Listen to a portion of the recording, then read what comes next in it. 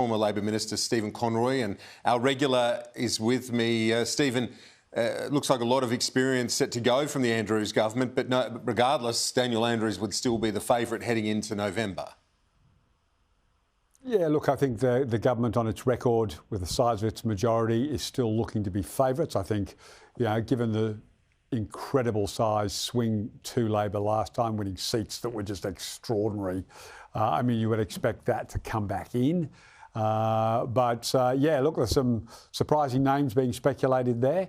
The Deputy Premier's name, I think Molino demonstrated to everybody when Andrews was injured and off work what an excellent job he did, and many people believe that he could one day replace Andrews.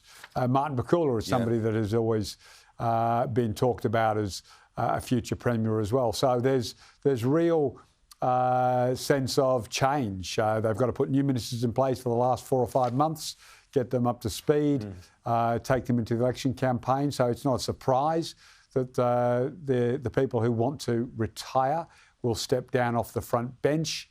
And I've even heard that there's as many as 5, not just the 4 that have been speculated on so far.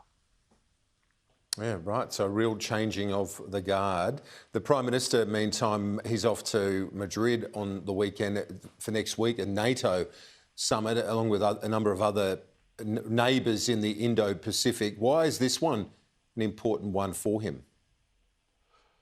Well, I think normally you probably wouldn't expect the Australian Prime Minister to go to NATO, but the Russian invasion of Ukraine, the ongoing discussions, the impact on the world economy, I think it's absolutely the right moment for Anthony Albanese to step up and go there, get a first-hand assessment, talk to key leaders, understand how Europe is responding, where this is likely to go over the next few months. Australia is very much a small player in this, giving support. But I think with the Prime Minister being there, it sends a powerful message that the Western world is united as one against this unprovoked Russian aggression. And finally, he might also pay a visit to Kyiv. The symbolism of that would be potent as well, wouldn't it, Stephen? No, look, absolutely. If he's able to fit it in, you try not to announce these things in advance because there are serious security issues.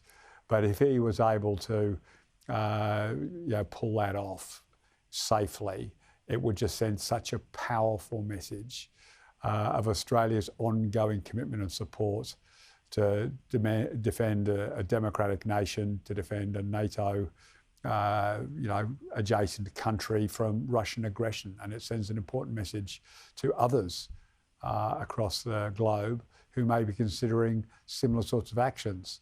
The West may have been slow over the last few years, but if you look at how united the West and NATO have become following this outrageous attack by Putin, I think that others would be less willing to take some drastic actions themselves. So I think it's a good thing to do. Stephen Conroy, great to get your thoughts as always. We'll see you next week. See you next week.